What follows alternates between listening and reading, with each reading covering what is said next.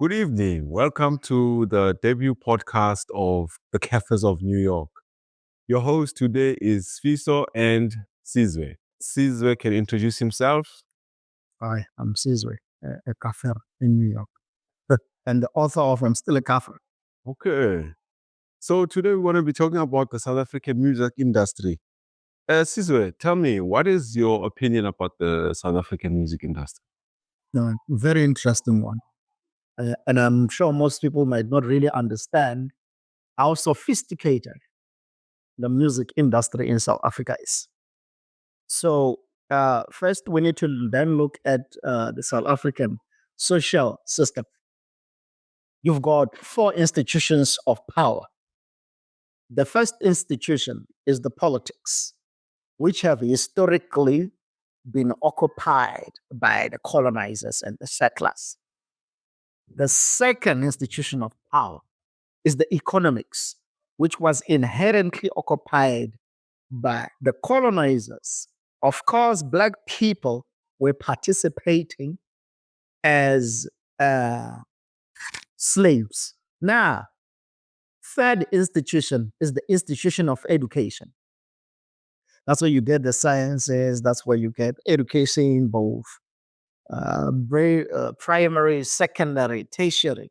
And then the fourth institution is the entertainment industry, the arts and the culture, and the sports, where even before 1994, the arts crafting culture was withdrawn for Black people to participate. We are seeing Black people participating in movies like Shaka Zulu, which was in 1986, produced by Hollywood. Yeah. We're seeing Black people participating in movies like, for example, Sarafina in 1989, Yeah. Hollywood as well. Yeah. So now with the music industry, it has been created as a vessel, as a portal in which the inhibitors of spirituality can be accessed through that music industry. So the space then end up becoming so, because music is spiritual to Black people. So now, when you look into the South African music industry, there are gatekeepers. The gatekeepers have signed the biggest contracts. And most of our artists today, and I'm sorry I will have to mention names so that we get context of what I'm trying to get to. Yeah. Ask yourself, not so many musicians in South Africa make it above 40. 40 years of age. Brenda Fassie dies at age 39. Yeah. And then you've got Bujo Mojo died 37. You've got Lundi died 37. Yeah. You've got Pro Kid died 38. You've got Double HP died 38. Yeah. You've got Mendoza died at 39, 38. Yeah. And then you've got Swissenwan died at 38. Mm-hmm. You've got Flabba died 37. You've got Du AKA died 36, 34. Yeah. You've got Riggy died age 35. You've got Zahara died age 37. So now, some of the and then likes of your killer cow as well. Mm-hmm. So now, some of these people sign contracts that they don't understand. Yeah. That yes, Uktwala, for example. Yeah. But Uktwala by a normal contract that looked like a legitimate business document. Once you enter and sell your soul, you can become famous. You will be known everywhere in the world. Mm-hmm. But your lifespan is too limited. So now, in as much as that is a space for us to spiritually reflect, music industry is a very spiritual space. We have been given it, and that's why we are failing, because it is still controlled by the people in the higher echelons of power in South Africa. Wow. That's a deep answer. I mean, with the South African music, I'm sure you guys didn't expect that answer. That's a deep, but Caesar touched on a lot of things. That is, I can say a very competent answer.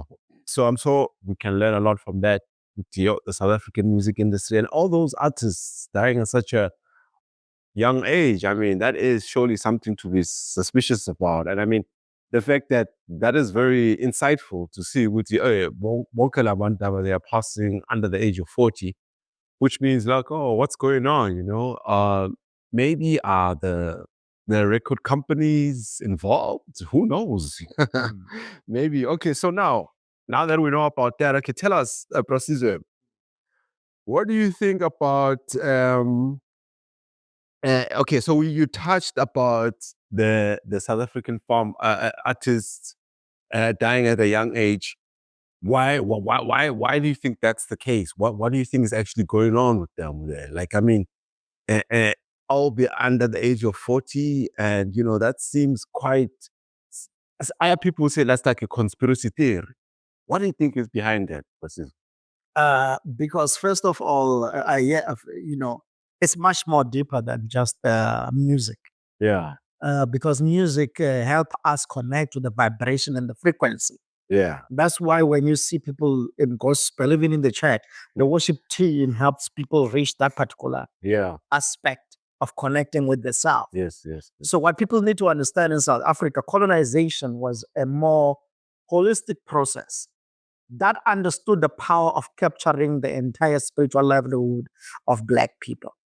So now, in as much as we talk about decolonizing education, you also need to decolonize spirituality as it relates to the arts, the sciences, and the music, because they understand, higher echelons of power understand that if Black people can be independent through the art, oh yeah, which is who we are, which who he is. it will then lead to the spiritual liberation. And that is very problematic. Yeah, Of course, we like saying it's conspiracy theory if it becomes too sophisticated to comprehend. yes, yes, yeah, But when you really study the music industry, you'll realize that it's not just an independent space. yeah. There's something much more darker and bigger that is going on in there. Well, It goes the same to politics. People ended up saying Nelson Mandela, who came back from prison, yeah, is not the same. It's incorrect. yeah, But because now there's certain agreements that will need to be signed for you to be in power. Because the people we see is not the real leaders of that country. yeah, yeah, yeah. The real leaders are behind. You never get to see them. You'll never know them. Yeah, yeah. No, that's Spirituality. spirituality. Yo, that is.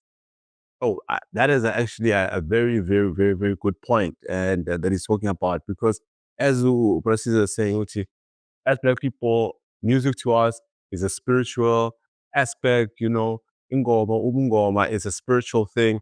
It's not just about music in its own. Whatever we do, we have to add the spirit inside.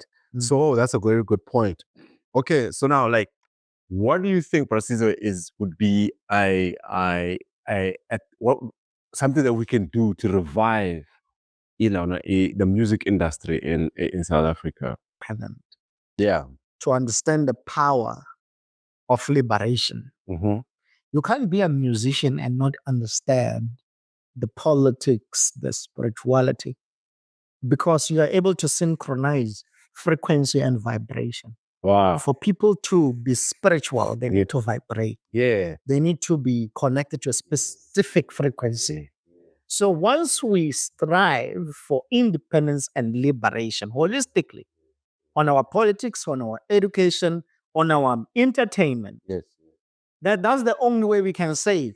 But otherwise, as long as we continue to play along, Yeah. this is not going to change for the next 100 years. It's not gonna change, but Caesar, like what you're saying is you're dropping what Caesar is, like it's dropping jewels. Because as people, we're mainly just vibrations and frequencies. And one of those vibrations it's sound, it's music, we respond to that. So the aspect of spirituality of music, you can't take it away. And so it's just emphasizing the point. So therefore, in short, what Preciso is saying with you, like, our liberation is also going to can come through music, because we can liberate music and artists, and music can liberate us as people, because it's closely linked to who we are spiritually. And this is why in all religious and even spiritual practice, music and sound is extremely important. If you think about it, if you think about the aspects of sound itself, thunder and lightning. I think most times you first see the lightning, and then you hear the sound. But the sequence is actually the sound, meaning the light, the thunder, then the light. Because it's just now, it's because a light travels faster than sound that you hear first see the sound, meaning in lightning, then you hear the sound. Because like even they said in the beginning, but in the Bible, but there was the word. Word is sound, like it. Then there was light. So these things, I'm just saying, Uchi, I'm cooperating the discussion. Oh, that's very interesting, Consider. And so the other thing I would like to talk about, just in general, because we've said the podcast is about the capitals of New York, we just want to touch about issues that we face as, New York. as Kaffirs in New York, exactly. Like today, maybe we'll talk about MTA, Metro, how efficient they are and your experiences on that, First time, in Metro, procedure like a subway. Tell me about your experience. How did you find and navigate? Was it easy for you? Tell us, how do you get a ticket? How do you pay? And then, yeah. MTA, which is the New York's public transportation system. It's interesting, But in the beginning, of course, South Africa with do it's almost similar, but not really the same. Yeah. So now you need to buy a Metro card and then you swipe, or if you buy there's another one, where you just tap. Pretend, yeah. Or in. Yeah. So it's nice. It's efficient. You can move to Queens. You can go to the Bronx. You can go to Manhattan. You can go to Staten Island. Yeah. Like it's efficient. It's the most efficient public transport there. Yeah. Because now, if I leave Queens now and say I'm going to Brooklyn, Yeah. if on my phone it says it's going to take me 45 minutes, that's exactly what's going to happen. Yeah. If I go and catch a train that goes at particular, it's exactly like that. Yeah. So I find it efficient. Of course, but if you drive, it's also another challenge because, the parking in New York is problematic. Yeah. If you park in the day, because they clean the street, the government clean the street. So if you park on the wrong side, give you $65 ticket, which is like what, 1,000 rand. Imagine. Yeah.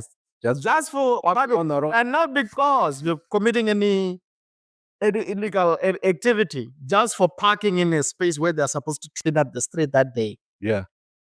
It's some of the challenges if you own a vehicle, the tolls, Yeah. the insurance is too high because, New York is the richest city in the planet. Wow. So you don't really expect it to be an easy ride. It's not easy. Yeah.